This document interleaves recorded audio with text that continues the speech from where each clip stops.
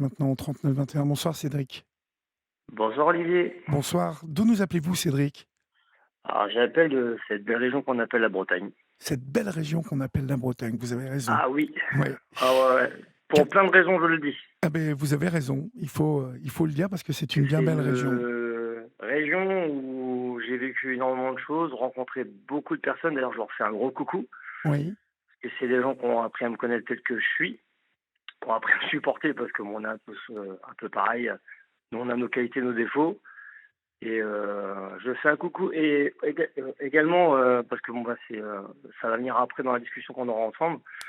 Je fais un coucou à la cave du Big Vire à Fougères parce que c'est là qu'il y aura également une soirée qui sera organisée, si tout se passe bien, mi-janvier, concernant le parcours de mon fils, de sa maladie et des parents qui ont réagi dû à l'article qui est paru dans la chronique républicaine où j'ai fait un coucou et également aussi aux journalistes qui ont eu la patience de m'écouter.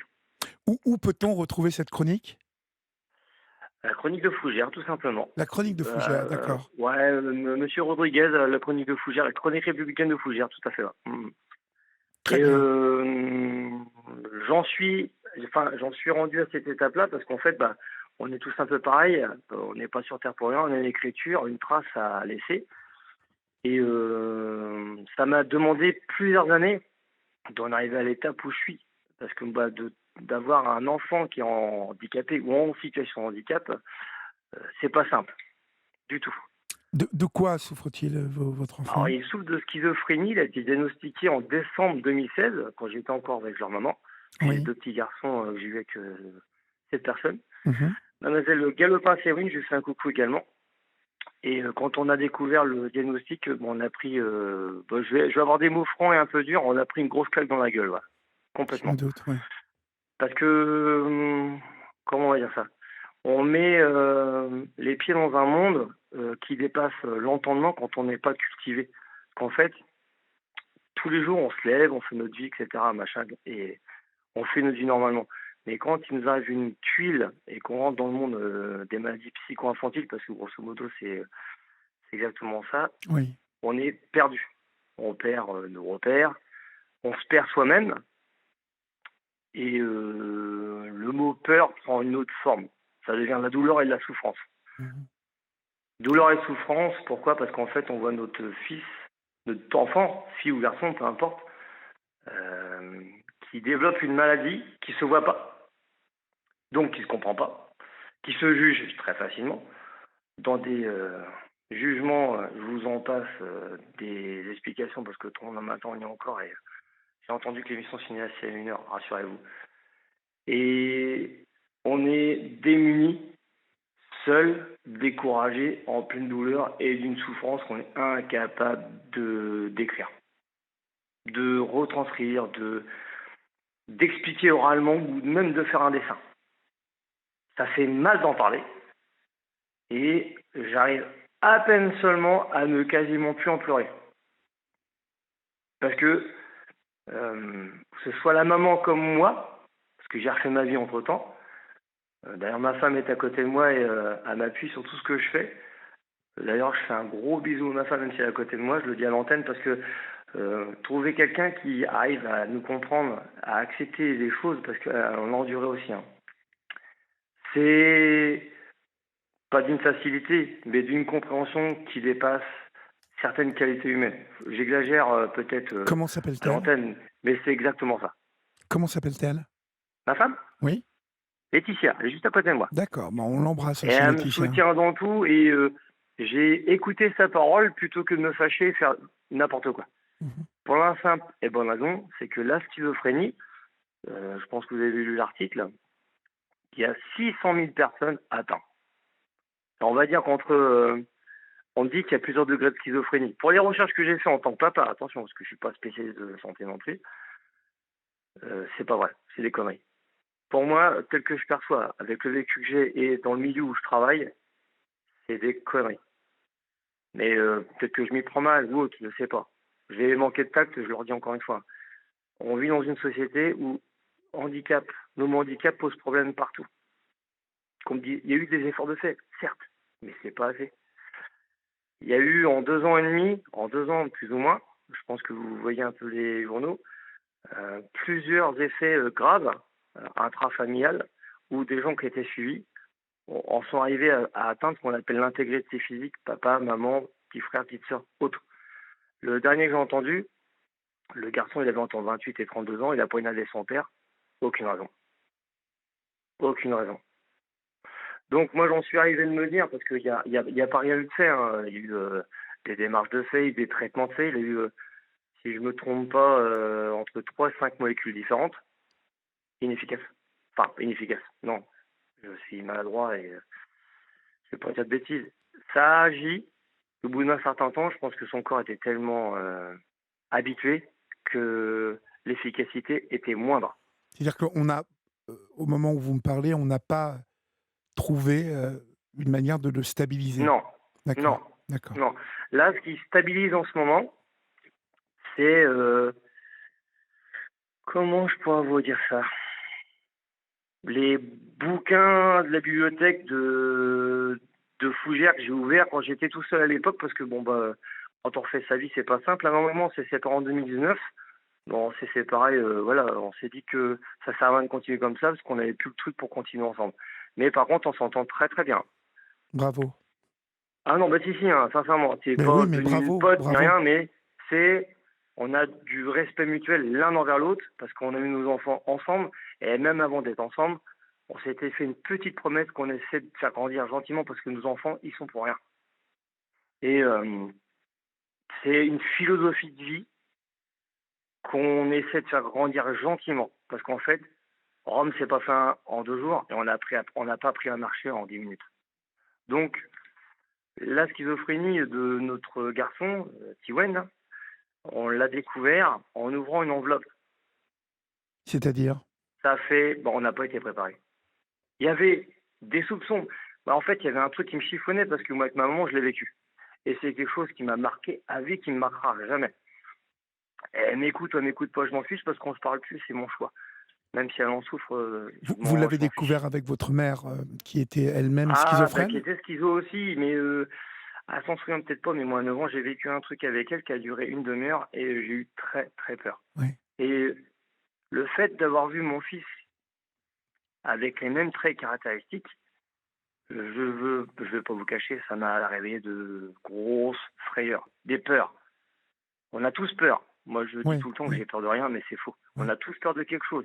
Même le plus fort du monde a peur de quelque chose. C'est Mmh. faux. Mais la maladie, psychique fait et comme vous l'avez dit, elle ne se voit pas, enfin, en tout cas, elle Ah non, du s'exprime. tout, du tout, Elle du tout. s'exprime d'une manière assez, Ça s'exprime d'hallucinations visuelles et auditives. oui, Donc en fait, Tiwen ne mangeait pas beaucoup déjà à la naissance, oui, avait du mal à se nourrir, avait des troubles digestifs. Donc en fait, il avait des rétentions. oui. Et parfois, ça pouvait aller jusqu'à 8-10 jours sans aller aux toilettes.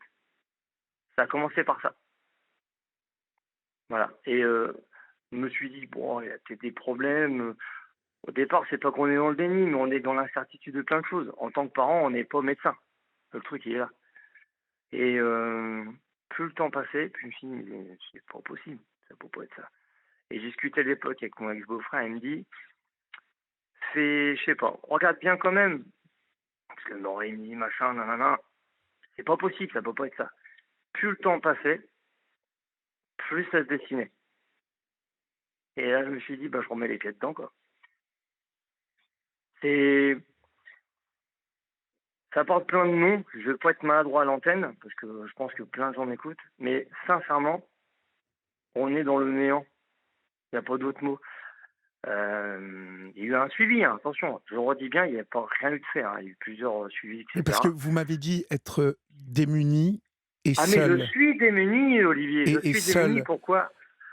Seul, je vais vous expliquer pourquoi je vais vous expliquer ça. D'accord. Parce que depuis que j'ai refait ma vie, au départ, tout allait pas trop mal et on savait qu'il fallait faire attention, le ritualiser, mais pas trop l'enfermer dans son truc pour qu'il puisse avoir une vie sociale, si vous voulez. Mmh. Mais en 1 an et demi, ça a été une catastrophe. Il n'y a pas d'autre mot.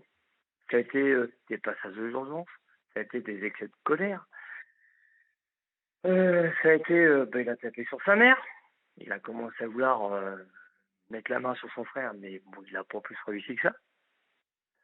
Moi, il m'a tapé dessus. etc., etc., etc. Ça a été, mais c'est monté crescendo, Olivier. Oui, Euh, Quand il est énervé, c'est un adulte qu'on a en face de nous. oui. Et il a que 13 ans. Il est hospitalisé ou il vit avec vous? Non, non, non, non, non, non, non, non, non, non, non, il est pas hospitalisé. Moi, c'est mes propos, il a un traitement de cheval. Oui, Et c'est ce qui lui sert, grosso modo, de pouvoir avoir une vie dite normale. Parce que la normalité, je déteste ce mot maintenant. C'est fini, il bannit mon vocabulaire, je ne supporte plus. mhm, Ce qu'on essaie de faire, c'est d'essayer de lui donner une vie de famille digne de ce nom. Parce qu'une une vie familiale, c'est important. Ça donne des repères, ça donne de l'amour, ça donne de l'accompagnement, de l'entraide quand il y en a, etc., etc., etc. Bah ça, il l'a, si vous voulez. Il a ce lien-là. Mais pour lui, en fait, la réalité, elle est erronée. Elle est erronée parce qu'en fait, il grandit pas comme tout le monde. Il se demande, avec ses propos, hein, je défends rien, il se demande pourquoi il est encore en vie par moment. Je devrais peut-être crever, c'est ses propos, hein, à je 13 ans. défends rien. À 13 À ans. 13 ans, si, hein. Il en a parlé à son médecin, je ne citerai pas le nom parce que je suis respectueux comme du corps médical et je le côtoie parce que je bosse en milieu hospitalier. Il lui a dit, en fait, qu'il était pas bien. Pourquoi? Parce qu'il sait qu'au fond de lui, un truc qui ne monte pas rond. Il n'est pas idiot, hein. Il n'est pas idiot du tout. Il y a même une personne, parce qu'il suivait en IME, la personne qui donne l'institution m'a dit il y a quelques temps de ça, il a un très bon niveau de culture générale. Ah ben ça, je le sais très bien. Je le sais très bien. Mais est-ce que vous êtes allé sur YouTube, Olivier? Comment ça? Je vais sur Je vous donne YouTube, un mais support en fait, parce qu'en fait, il y a eu des études de fait sur cette maladie. oui, Et vous tapez dans la tête d'un schizophrène sur YouTube. C'est une oui, étude qui a été faite en fait sur plusieurs points d'âge différents jusqu'à, je crois qu'ils se sont arrêtés à 54 ans. d'accord. Voilà. Écoutez un petit peu ce que quelqu'un qui est schizophrène, qui prend des traitements, parce que mon fils il en prend, écoutez un petit peu ce qu'il vit tous les jours. Même avec médicaments, apparemment, ça lui arrive de se dire, qu'est-ce qu'il y a eu? Mais il n'y a rien eu là, Tivouane, détends-toi. Bah, bah, tu vois, ça recommence. Parce qu'en fait, il y a un moment donné, il va se détacher, puis il va revenir à lui en disant, bah, là, tu vois, en fait, ça ira jamais bien. Il y a une partie de lui qui est conscient, en fait, qu'il va pas bien. Mhm. Et quand je dis que j'étais démuni, c'est parce que pendant les 1 an et demi que j'ai eu là, il y a une chanson de Stromae qui s'appelle L'Enfer. Bah, moi, l'enfer, je l'ai connu, ouais. Je l'ai connu parce qu'en fait, j'ai vu mon fils voir se déchirer, voir mourir. Parce qu'en fait, au fond de lui, même quand il était en pleine crise, il savait qu'il faisait du mal aux autres, alors qu'il n'arrivait même plus à s'arrêter. Je vais avoir des mots forts, je vais peut-être avoir des ennuis, mais je m'en fiche. Il y a une partie de moi qui a été un peu très dans la boue parce que j'ai étiquette du mauvais papa, je vais vous expliquer pourquoi. Parce qu'il y a quelques mois de ça, il a voulu s'en prendre à certains membres de la famille, parce que la famille recomposée. Là, moi, il y a 2 gifs qui sont partis. Parce que je pouvais pas le laisser, c'était pas possible, quoi. Donc, euh, bah, j'ai la boule en gosier qui monte parce que je me suis fait une promesse et je l'ai pas tenue. Je me suis promis de jamais, jamais en arriver à ce point-là. Et Mhm. j'ai failli à mon rôle de père.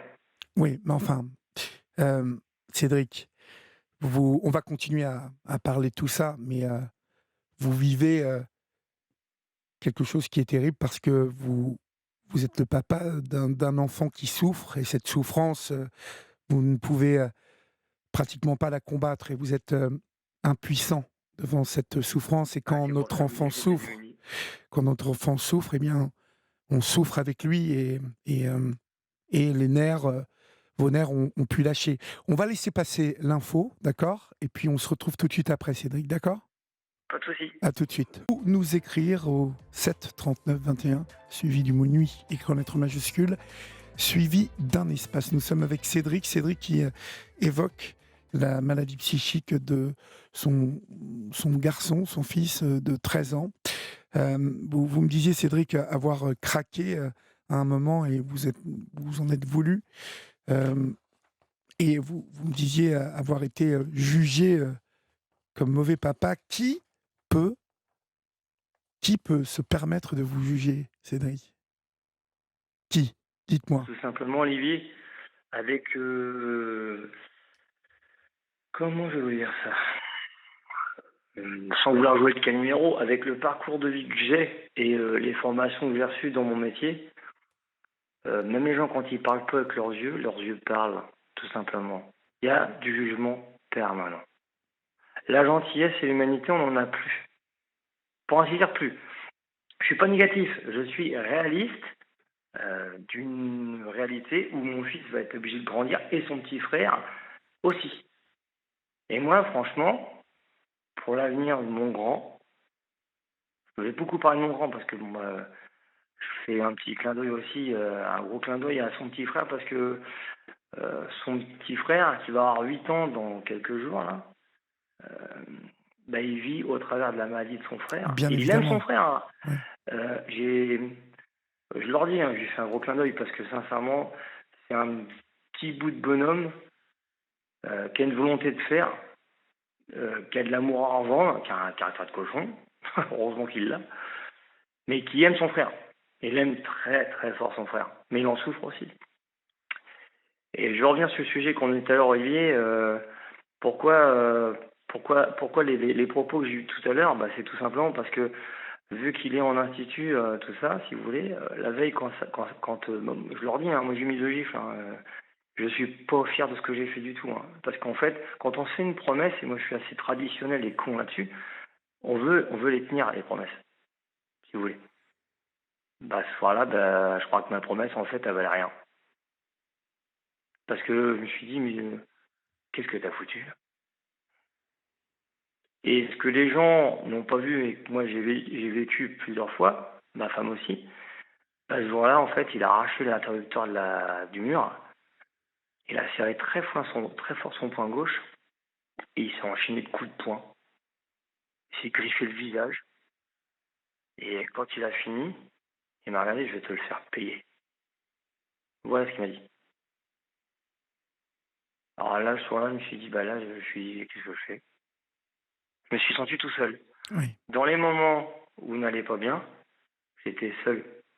Mais pas seul tout le temps. Mais c'est quand on voit sa chair et son sang être, je vais peut-être employer un terme qui n'est pas très approprié, dans l'état de furie et de rage, de- on se dit, mais qu'est-ce qui se passe là? Vous voyez où je veux en venir? Bien sûr, bien sûr. Euh, c'est pour ça que vous dites, il y a une partie de nous, on est seul. Donc du coup, face à ces urgences, parce que du coup, là où il est suivi, bon, bah, ils ont vu les bleus, machin, bref, ausculté de la tête aux pieds, déshabillé. La médecin vient me voir, mais votre fils s'est pas battu, il n'y a pas de bleu partout. Et j'ai dit, non mais madame, je vous redis ce qui s'est passé. Je lui ai expliqué de A à Z. Elle est partie, elle est revenue me voir, elle est partie, elle est revenue me voir. Elle dit, bah, je suis désolé, je vais être obligé d'appliquer la procédure standard, il y aura un signalement de fait. Et là, je leur ai dit, Un mais c'est signalement une de fait. blague ou quoi?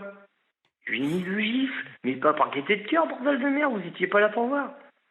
Ah, ne vous inquiétez pas, il n'y aura pas d'impact. Ah bah non, j'ai été traîné dans la boue comme une merde, il n'y a pas d'autre mot. Voilà ce qui s'est passé. Donc enquête sociale, et les assistants sociales sont venues à la maison, on parlait au reste de la famille. Je vais dire au reste de la famille pour plein de raisons, Olivier, parce que j'ai un, un devoir de réserve concernant ma vie actuelle. Ça vous dit pas grand-chose, mais je peux pas en dire plus. Eh Et bien, du n'en dites pas coup, plus. voilà, merci. Et du coup, bah, ils sont venus une fois. Donc ça leur a pas suffi parce que Tiwen n'était pas là. Parce qu'en fait, si vous voulez, suivi moitié ME, moitié en hôpital de jour. Voilà. Donc il y a une moitié dans un IME qui est pas très loin de chez nous. Et l'hôpital de jour se trouve à Rennes. Voilà. Du coup, il a fait qu'elle revienne, essayer de parler à Tiwen. Pas de souci. Donc du coup, Tiwen, je lui ai dit, voilà, il y a les deux personnes, tu sais, elles vont venir, etc., etc. Elles ont même pas réussi à discuter avec lui. Et je lui ai dit, Il mais n'a pas pourquoi tu veux voulu. pas... Il n'a pas voulu. Et il me dit, mais moi, si elle m'approche, je les défonce. Mais j'ai dit, tu vas défoncer personne, c'est pas comme ça que ça marche, la vie, tu vois. Je lui dis, sans arrêt, et tout le temps, partout où tu iras, il y a des lois et des règles. Même si ça fait c'est embêtant, mais ça fait chier, il y en a partout où tu passes. Partout, partout, partout. Ça a duré plusieurs mois. Avant tout ça, lié audition à la police nationale, parce que, bon, bah, différents procureurs, donc, poste de police au plus proche du domicile, hein, je vous fais pas la chanson. La maman auditionnée aussi, parce que moi, quand je lui expliquais ce qui était passé, à chaque fois qu'il se passe un truc avec que ce soit l'un ou l'autre, on se tient tout au courant par message. Tout le temps. Si il est malade ou il y a un rendez-vous, on le fait. Moi, ce qui s'est passé ce soir-là, je lui ai expliqué, je lui ai dit: «Voilà, je suis désolé, mais c'était pas possible, je pouvais pas le laisser faire du mal, enfin, c'est impossible, quoi». Elle me fait: «Bah, écoute, tu veux que je te dise quoi? Enfin, je pense que, bah, au bout d'un moment donné, bah, c'est compliqué, machin. Tu sûr que tu pouvais pas faire autrement?» Bah, j'ai dit: «Tu en pleine furie, quoi». Et plus le temps passait, Olivier, sincèrement, plus le temps, dans le temps, la maladie gagnait du terrain. Là, je vous fais pas de dessin, ça fait 15 jours, 3 semaines que ça va pas trop mal. Quand je dis pas trop mal, c'est, il y a quand même des montées d'angoisse. Il me dit, «C'est chiant parce que j'entends des trucs». Je dis: «Non, non, non, t'entends rien, t'entends rien. Rappelle-toi ce que je t'ai dit. Calme-toi, mets de la musique», tu dis, parce qu'il y a la voix qui le domine dans sa tête, qui lui demande de faire du mal ou de se faire du mal à lui, ou quitte à ce qu'il se mette en péril et qu'il mette fin à sa vie parce qu'il a essayé 2 fois déjà, il l'appelle le maître. Donc c'est une voix dominante. Oui. Et bah, en fait, il me dit: «Mais le maître, moi, il veut que je meure». Je lui dis: «Tu pas le droit de mourir». Pourquoi? «Parce que je t'aime. J'ai signé un contrat avec la vie, tu dois rester en vie. C'est comme ça».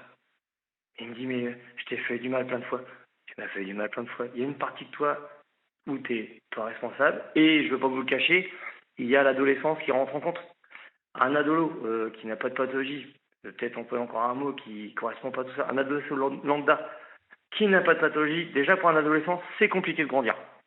On va pas se le cacher, je veux pas être poétique, hein, mais quand on voit les 2 ans qu'on vient de vivre, nous, dans les années 90, parce que je suis plus des années 90 étant donné né dans les années 80, on n'a pas connu tout ça. Qu'on vienne pas me dire, à l'heure actuelle, que les enfants qui sont, je vous donne une tranche d'âge de 10-16 ans, qui ont une vie normale. C'est pas possible.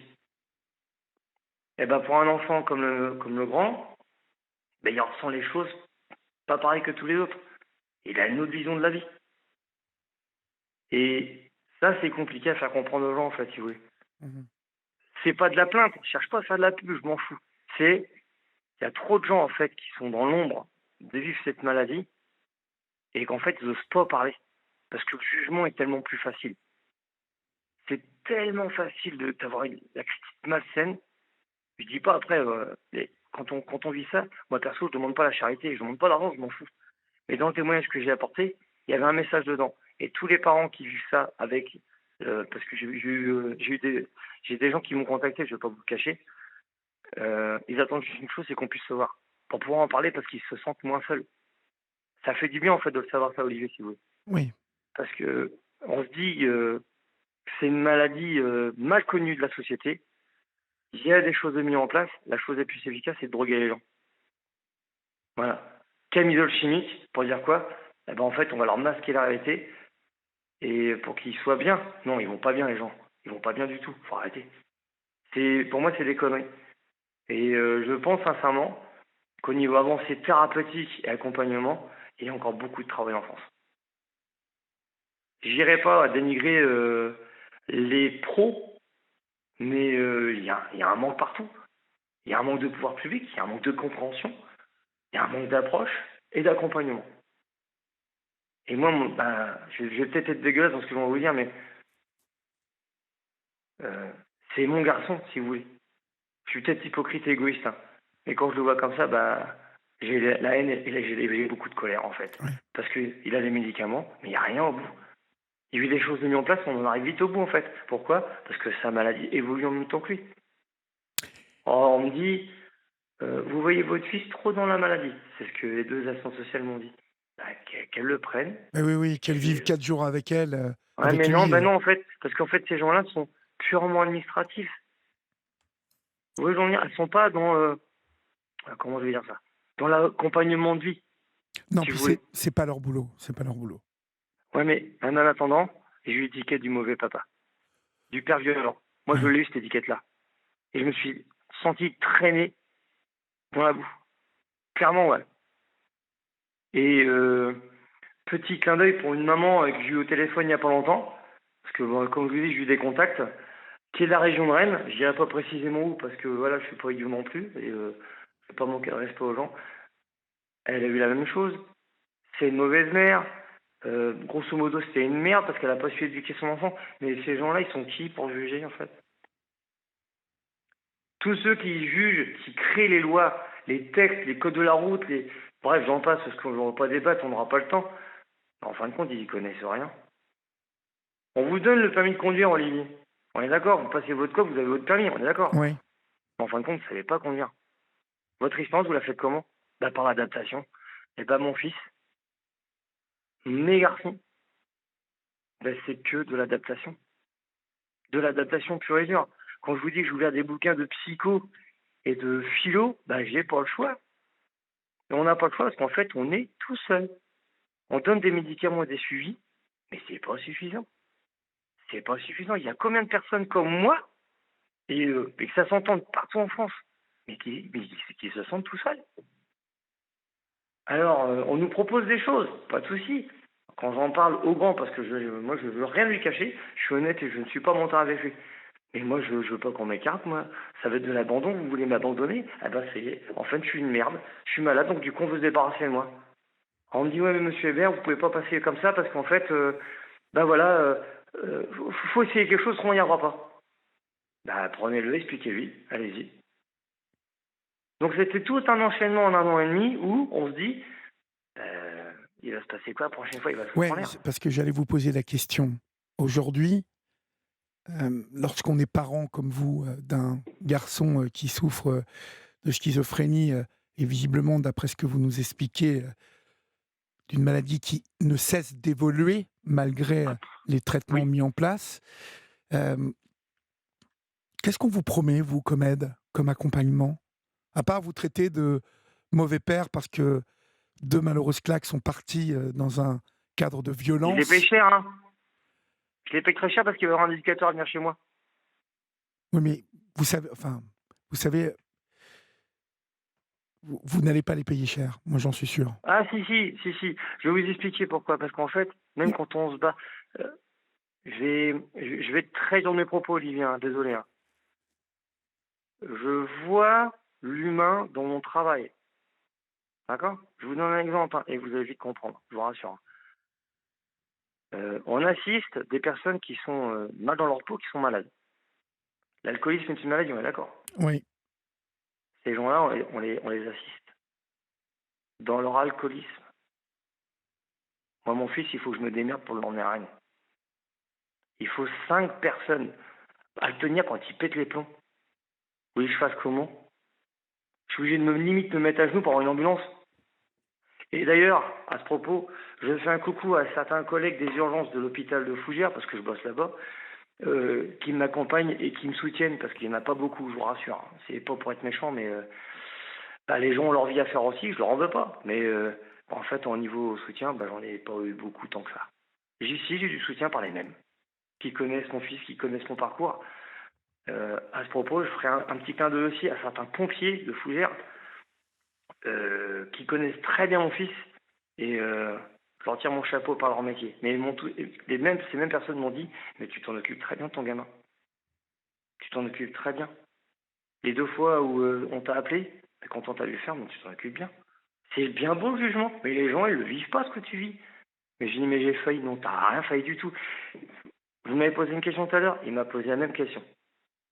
Qui est-ce et quels parents ne perdraient pas patience et qui ne mettraient pas une bafouille dans la gueule à son gosse? mais bien évidemment, et Bah, en surtout attendant, mais ça m'a coûté cher. Parce que moi, mon amour de père par rapport à mon fils, je me suis demandé mais qu'est-ce qui m'est arrivé en fait, si vous voulez. un Parce que c'est oubli, dur en fait, si vous voulez. un oubli, un écart, un craquage. Bah, moi, on m'a dit que c'était moins simple protection parce que euh, j'ai pas eu une enfance bien heureuse. Mais en attendant, il y a des gens, j'ai croisé des gens pas mal sur mon chemin et des personnes que je vois encore beaucoup depuis quelques années qui m'ont donné beaucoup de conseils. Et les valeurs, bah, il y en a beaucoup de valeurs que je me suis inculqué tout seul parce que j'ai pas le choix. Bah non, mes valeurs, elles en ont pris un coup dans la gueule parce que je me suis dit, bah t'as déconné mon pote. Je suis dur dans ma façon de penser parce qu'en fait, je me suis toujours interdit de pas faire l'idiot. Bah moi, là, il y a une partie de moi, en fait, bah, je me suis beaucoup remis en question, si vous voulez. Donc, bah, l'étiquette du père violent, je peux vous jurer, on vous la met très vite. Père violent, mère qui sait pas s'occuper de son gamin, mais j'en ai entendu de verser des pommures dans des gens que j'ai eu au téléphone, et je vous jure, véridique, mais les gens sont pas au courant de ce qu'on vit. attention, je leur dis, c'est pas de la plainte, c'est un témoignage. Euh, comment je veux dire ça? Euh, la première crise qu'il a eue, je repars en arrière, je vais revenir à la discussion qu'on était alors hier, je suis désolé.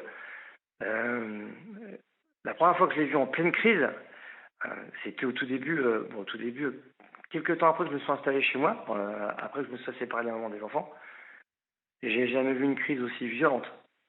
Je l'ai comparé à deux personnages, et les deux associés m'ont dit, mais la façon de penser de votre fils dans ces mois, elle est violente. Il m'a dit, mais je crois que vous l'avez jamais vu énervé en fait. Et elle me dit, mais vous vivez trop à travers la maladie de votre fils. Ben, vous voulez que je fasse quoi? Eh oui, Qu'est-ce que vous voulez que je fasse? Vous voulez que je me ouais, mette à genoux? ouais. Qu'est-ce que Que vous je voulez que demande je un arrêt de fasse? travail? Je me foute une balle dans la tête, je me suicide? Mais j'ai pas le Exactement. droit. Comment, J'ai pas le comment? droit parce que moi, au fond de moi, j'ai pas le caractère à m'effondrer, même si ça m'est arrivé de pleurer, de craquer, d'hurler. Mais j'ai pas le droit.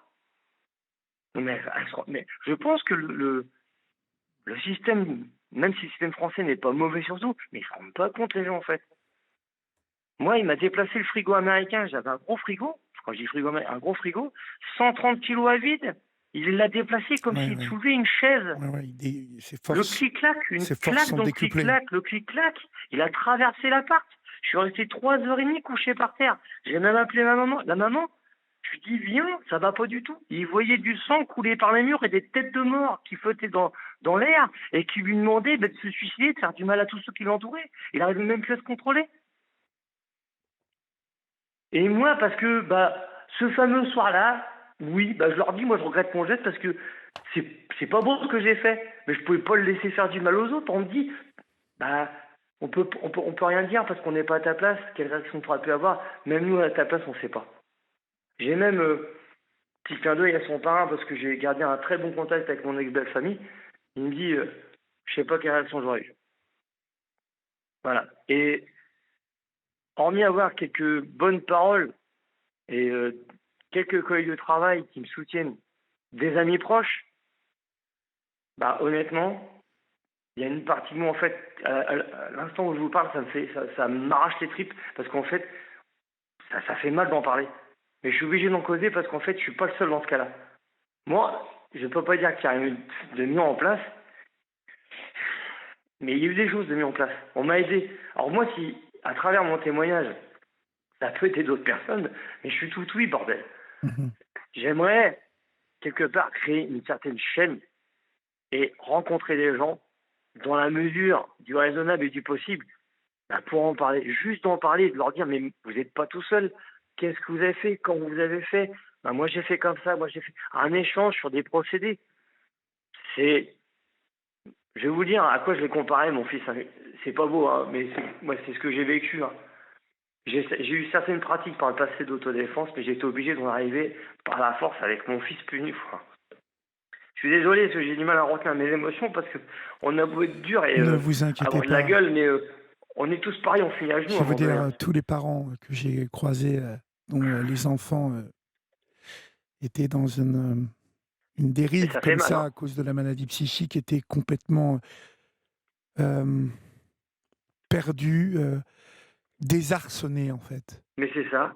C'est pour ça que je vous dis démunis, Démunis, menottés, désarçonnés. Ouais. mal compris par moment, parce qu'on retient juste qu'il y a eu 2 claques de mise, mais on retient pas le reste à côté. Oui, et c'est ça, c'est ça qui est Voilà, c'est que ça, dingue dans ce que vous nous racontez. ben non, mais c'est exactement ça, parce que le journaliste qui est venu me voir, il me dit, mais vous faites comment? Oui, Comment oui. on fait pour vous Comment on laisser comme fait? ça, quoi? Ouais. Il a eu la maman au téléphone le jour même, parce que je vous dis, on s'entend super bien. Moi, je me suis marié au mois de juin, la maman est venue au vent d'honneur, et on s'entend très très bien. On a un respect particulier, mais on se respecte tous les deux. Et même elle me dit, mais en fin de compte, on est tout seul. Et et la maman a su ça, à partir de 16 ans, il y a moins de suivi. Dépassé de 8 ans, ils sont s'ils veulent plus se soigner, ils ont le droit de plus se soigner. Ma femme, elle fait partie d'un groupe sur Facebook, quand elle voit les témoignages, mais elle est complètement affolée, quoi. Vous voyez où je veux en venir? Enfin, il y a des choses de mis en place, mais c'est le minimum, juste pour dire qu'il y a quelque chose de fait, quoi. Mhm. Alors, on va être obligé de conclure, Cédric, Ah parce ouais, non, qu'il je comprends bien.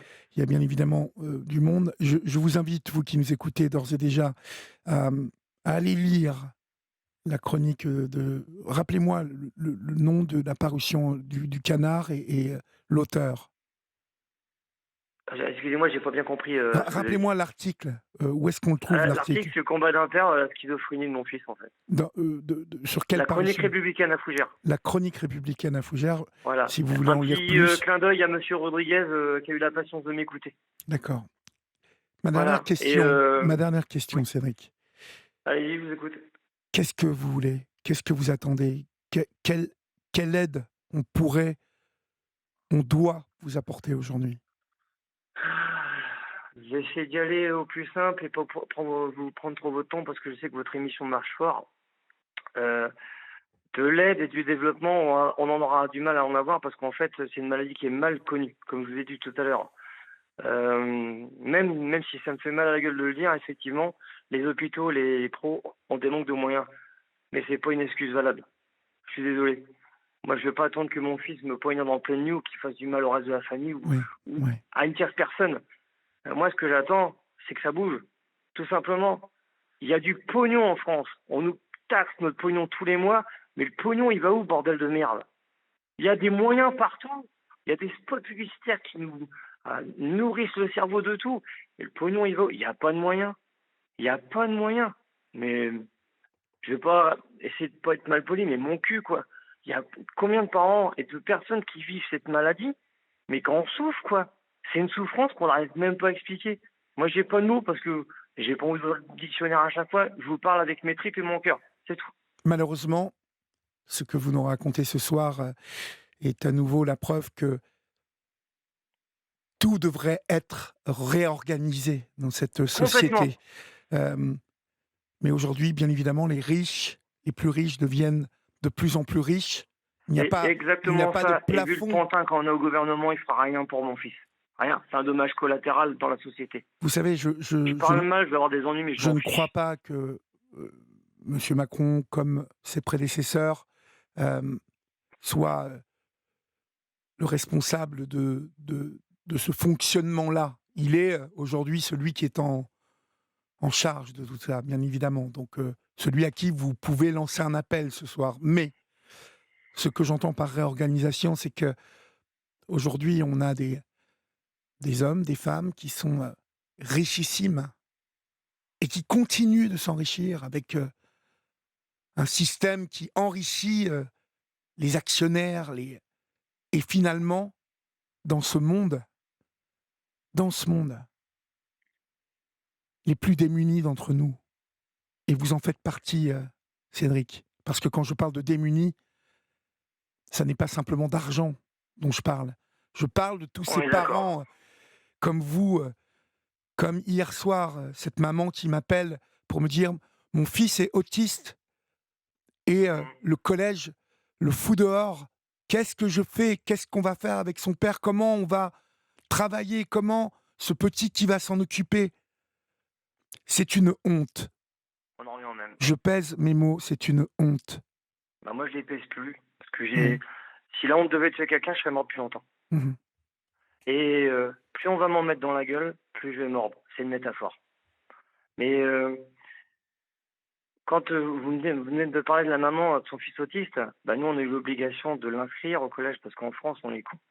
On est con parce qu'en fait, il Ouais, faut mais faire des enfin, études. Les oui. études sont importantes, attention. Ouais, mais vous voyez Mais cette maman justement, je lui ai parlé. Et alors, qu'en est-il de l'obligation, justement, pour ce petit qui a 13 ans, comme le vôtre, qu'en eh est-il ben, justement de l'obligation de le mettre on à nous l'a l'école? Ah bah obligé là, à l'inscrire. oui, mais sauf que là, quand on a affaire à des enfants qui crient dès qu'ils sont dans la peur, parce que ce sont On est souvent d'accord. des enfants qui ont peur, qui angoissent très Tout à vite. fait. Et qui Ah ben souffrent. non, mais là, on dit non, non, non, non, là, il faut que vous les gardiez chez vous, là, Voilà. c'est plus possible.